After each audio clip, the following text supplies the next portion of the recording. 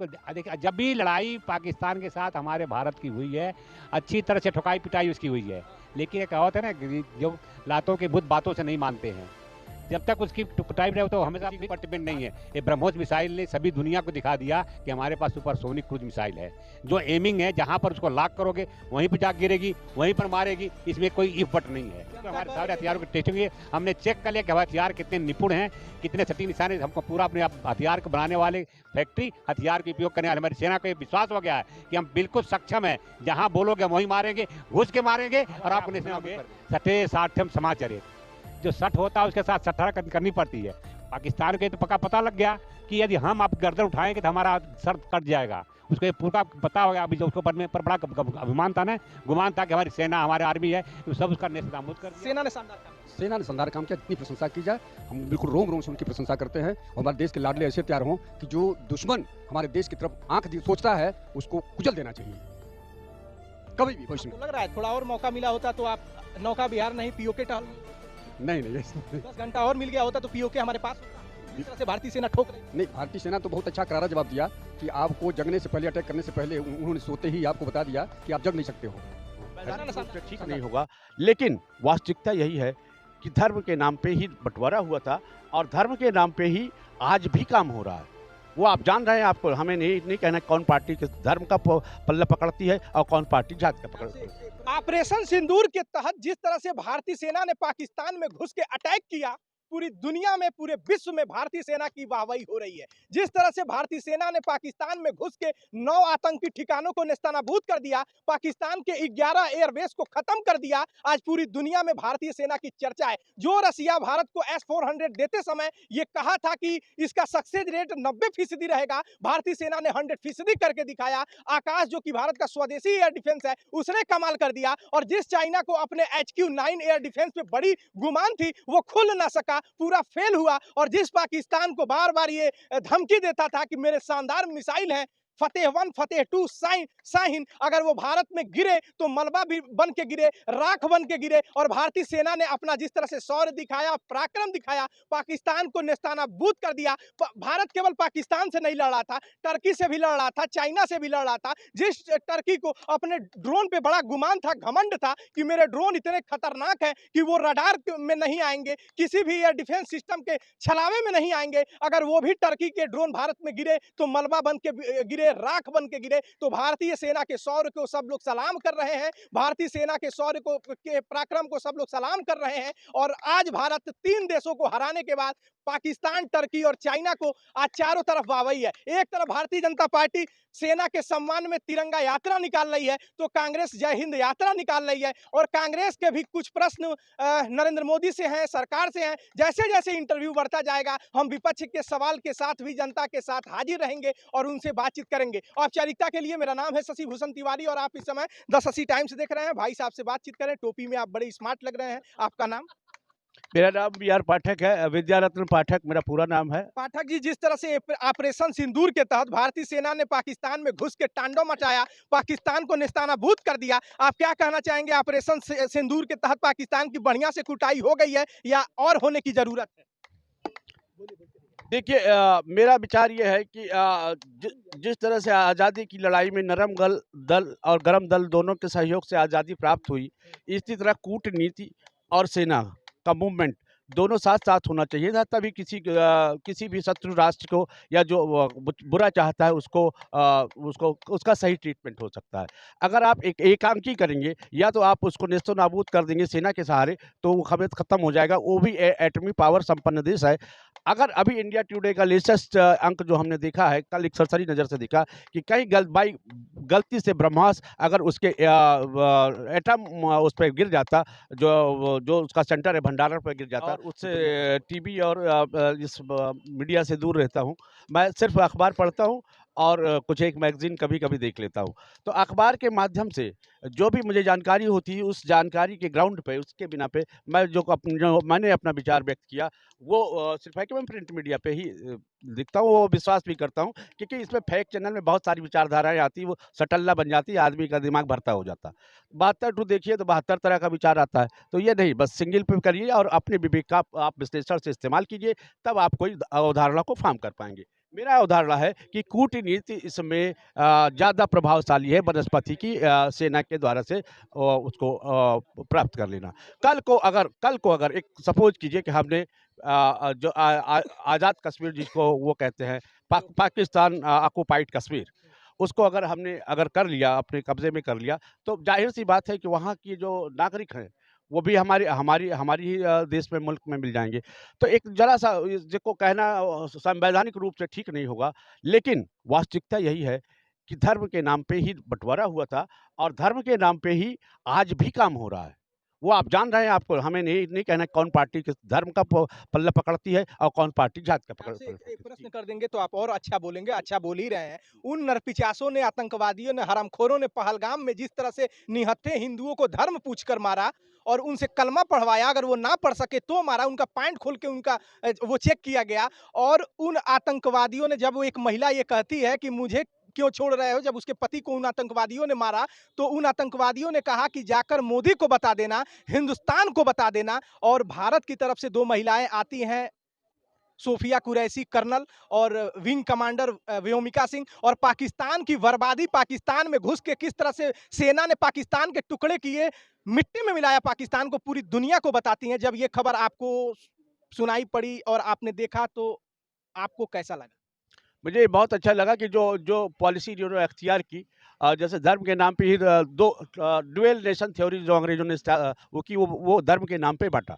धर्म के नाम पे हम बटे भी, इससे पहले हम आज़ादी की लड़ाई में एक साथ थे, धर्म की कोई चर्चा नहीं थी। तो इसके बाद जो है जो इन्होंने जो प्रवक्ता जो उन्होंने अपॉइंट किया, ये बहुत सोचे समझी और अच्छी तरीके जिससे जिससे धर्म के नाम पे वैमनस्य पैदा ना हो। बढ़िया कुटाई हुई है कि अभी और होना चाहिए? नहीं, कुटाई का एक वो होता है, जैसे आप किसी को अधमरा करके छोड़ दीजिए, फिर ज़िंदा रखिए ना उसको, मार दीजिएगा तो मर्डर का केस बन जाएगा, 302 बन जाएगा। चाचा जी, आपका नाम? शिवचंद यादव। रोज आते हैं टहलने? करीब करीब डेली आते हैं। तो क्या लग रहा है, जिस तरह से भारतीय सेना ने शानदार पराक्रम दिखाया, पाकिस्तान में घुस के अटैक किया है, क्या लग रहा है ऑपरेशन सिंदूर के तहत अभी और कुटाई होनी चाहिए कि पाकिस्तान की बढ़िया से कुटाई हो गई है? कुटाई शब्द न उपयोग किया जाए तो बेहतर होगा। अरे देहात में सुनिए, 140 करोड़ की जनसंख्या में देहात के लोग कुटाई, पिटाई, हम ये भी कर सकते हैं, अटैक कह सकते थे आपसे, कुछ इंग्लिश के अच्छे वर्ड उपयोग कर सकते थे, लेकिन जनता, आम जनता कुटाई शब्द बढ़िया समझ। जो सवाल आपने भारत के संबंध में, सेना के संबंध में आपने कहा है, उसकी भूरी भूरी प्रशंसा होना चाहिए।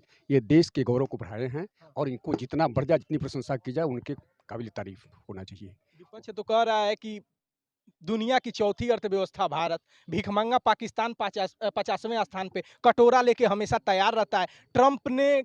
ट्रंप की हिम्मत कैसे हुई, ऐसा विपक्ष का कहना है। भारत और पाकिस्तान को एक ही तराजू में तौलने का। और जब सीज फायर हुआ, सरकार का ये कहना है कि वहां के डीजीएमओ, पाकिस्तान के डीजीएमओ गिड़गिड़ाने लगे, गुहार लगाई, तो भारत के डीजीएमओ यानी भारत सरकार ने ये गुहार मानी और युद्ध को स्थगित किया। ऑपरेशन सिंदूर जारी है। तो आपको लग रहा है कि सीज फायर मोदी जी ने अमेरिका के दबाव में किया? नहीं, ये तो नहीं कर सकते अमेरिका के दबाव में किया।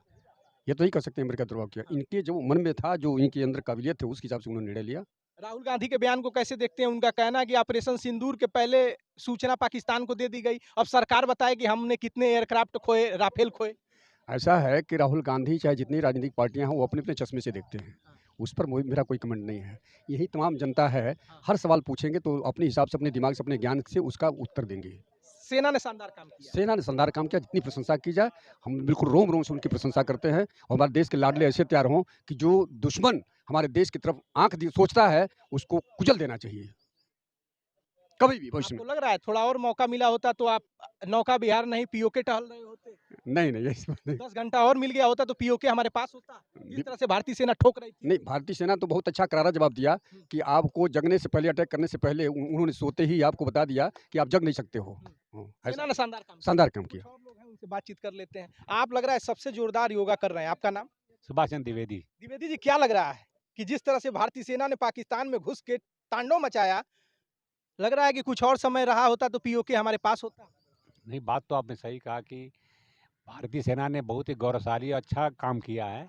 अपना प्रभुता का उदाहरण प्रस्तुत किया कि पाकिस्तान के अंदर उन्हें पहले आतंकवादियों को ही मारा है, किसी आम पब्लिक का कोई नुकसान नहीं किया आर्मी ने हमारी। क्योंकि हमारे पास ऐसी टेक्निक है, मैं भी आर्मी से बिलोंग करता हूँ, मैं भी आर्मी में हूँ। तो आर्मी का मेन मोटो होता है, जो हमारा चीफ ऑफ द स्टाफ बोलता है, उसी हिसाब से काम करते हैं।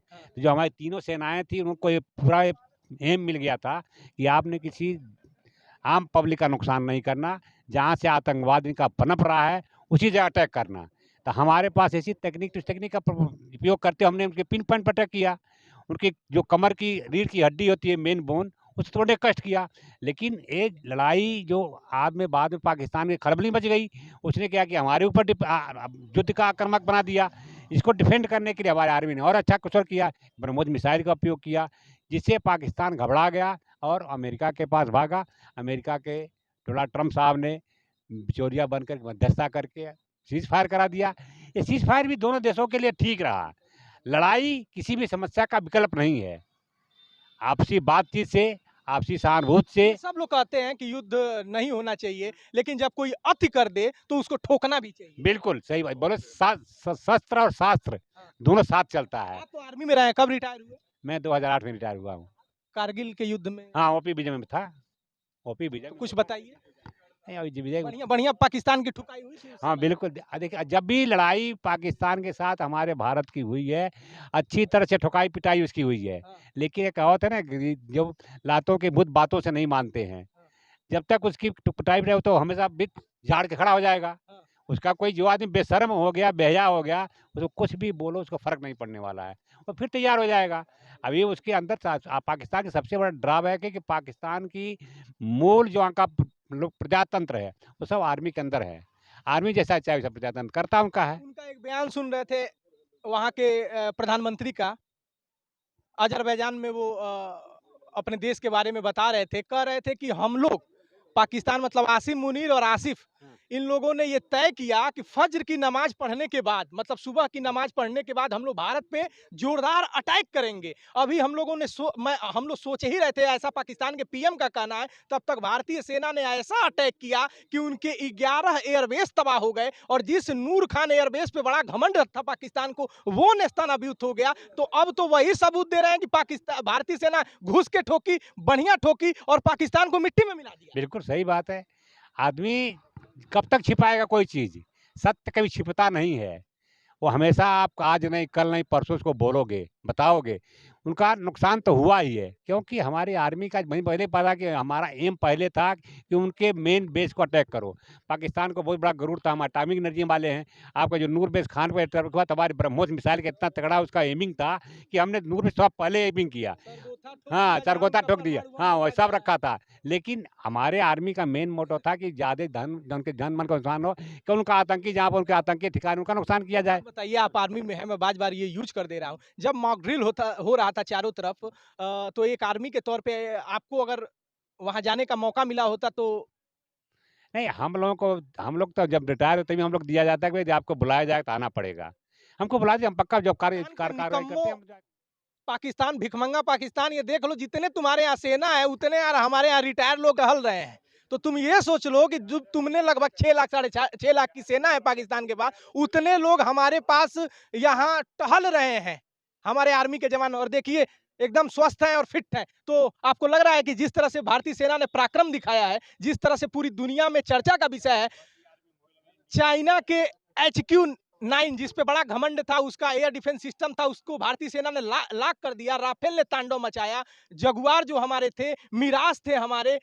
आपको लग रहा है कि अब हमारी सेना बहुत ज्यादा मजबूत हो गई है और विश्व के टॉप 5 सेनाओं में हमारी सेनाओं की इस समय चर्चा हो रही है? बिल्कुल, बिल्कुल 100% सही बोला आपने कि हमारा जो सेना है अब आर्थिक रूप से और अपने तकनीकें बहुत अपने सेल्फ डिपेंड हो गई है। हमारे पास इतने अच्छे-अच्छे हथियार हैं, इतने-इतने अच्छे-अच्छे हमारे नेविगेशन है कि हम किसी के ऊपर डिपेंड नहीं है। ये ब्रह्मोस मिसाइल ने सभी दुनिया को दिखा दिया कि हमारे पास सुपरसोनिक क्रूज मिसाइल है, जो एमिंग है, जहाँ पर उसको लॉक करोगे वहीं पे जा गिरेगी, वहीं पर मारेगी। इसमें कोई इफ बट नहीं है। जनता कह रही है, यही मोदी जी कहते थे यही समय है, सही समय है, तो जनता भी कह रही थी चलिए 71 में हमने पाकिस्तान के 2 टुकड़े कर दिए और बांग्लादेश पैदा हुआ और 93,000 सैनिकों को हमने और हमारी आर्मी ने घुटने टिका दिए। यही मौका था 25 में जब हम पीओके ले सकते थे। नहीं, ठीक है, मौका तो था लेकिन पीओके लेने के लिए थोड़ा-सा और सब्र करना पड़ेगा, रुकना पड़ेगा थोड़ा-सा, क्योंकि अभी वो समय नहीं पूरा परिपक्व हुआ कि जब आम पक जाता है ना, अपने आप डाल से गिरता है। अभी पाकिस्तान के आतंकवाद एक सी जगह है, वो खुद पीओके हमको दे देगा। पीओके में इतनी तबाही मची, आप रोज पेपर पढ़ते, रोज अखबार देखते होंगे कि पीओके की जनता परेशान, खुद वो भारत से चाहती मिलकर रहना है। इतनी उनकी आर्मी को इतना गदर फंड मचा दिया कि वहाँ की जनता, वहाँ की पब्लिक, वहाँ के सब लोग खुद परेशान है। जब आदमी परेशान हो जाता है तो तीसरे के पास भागता है। ये नैतिक जीवन है। आखिर में लंका राहुल गांधी पूछ रहे हैं कि सरकार बताए कि हमने कितना एयरक्राफ्ट गंवाया। अब हम किसी नेता के बारे में ऐसा नहीं बोल सकते कितने नेता नेतागिरी करेंगे। बस वो तो सेना ने कमाल कर हाँ दिया बिल्कुल बिल्कुल सही है। बात, यही समय था हमारे सारे हथियारों की टेस्टिंग हो गई। बिल्कुल सही बात है। हाँ। बिल्कुल हमारे सारे हथियारों की टेस्टिंग हुई, हमने चेक कर लिया कि हमारे हथियार कितने निपुण हैं, कितने सटीक निशाने, हमको पूरा अपने हथियार को बनाने वाले फैक्ट्री, हथियार का उपयोग करने वाले हमारी सेना को ये विश्वास हो गया है कि हम बिल्कुल सक्षम हैं। जहाँ बोलोगे हम वहीं मारेंगे, घुस के मारेंगे और आपको नेस्तनाबूद कर देंगे। भारतीय सेना ने अपनी ताकत दिखा दी है। भारतीय सेना की चर्चा हो रही है, जब आप विदेश के खबरों को पढ़ेंगे कि किस तरह से भारतीय सेना पिन पॉइंट पे अटैक किया। क्योंकि आपने देखा होगा अमेरिका और अफगानिस्तान का भी युद्ध चला, अभी इजराइल का भी युद्ध चल रहा है, आपने देखा होगा रसिया और यूक्रेन का भी युद्ध चल रहा है। भारतीय सेना ने 3 या 4 दिन में युद्ध को खत्म कर दिया। किस तरह से पिन पॉइंट पर अटैक किया, आतंकवादी ठिकानों पर अटैक किया कि सीधे मिसाइल आतंकवादी ठिकानों पर ही गिरे। ये चर्चा का विषय है कि किस तरह से भारतीय सेना ने पिन पॉइंट पे अटैक किया। भारत के एयर डिफेंस सिस्टम ऐसे थे कि ना चाइना का,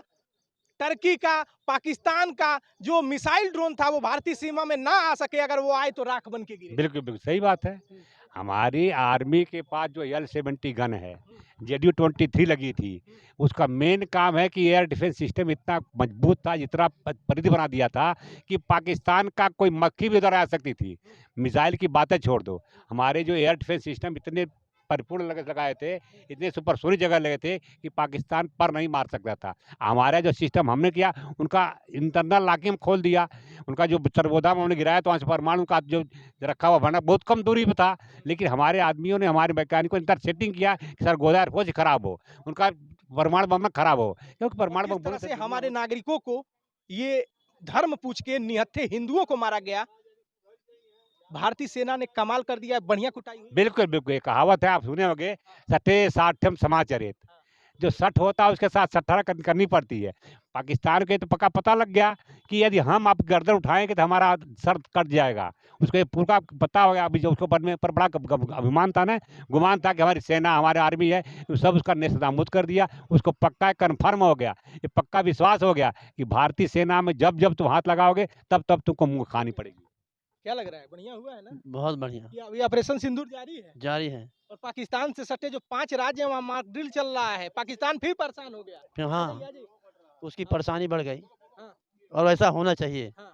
हमें सतर्क रहना चाहिए, सचेत रहना चाहिए।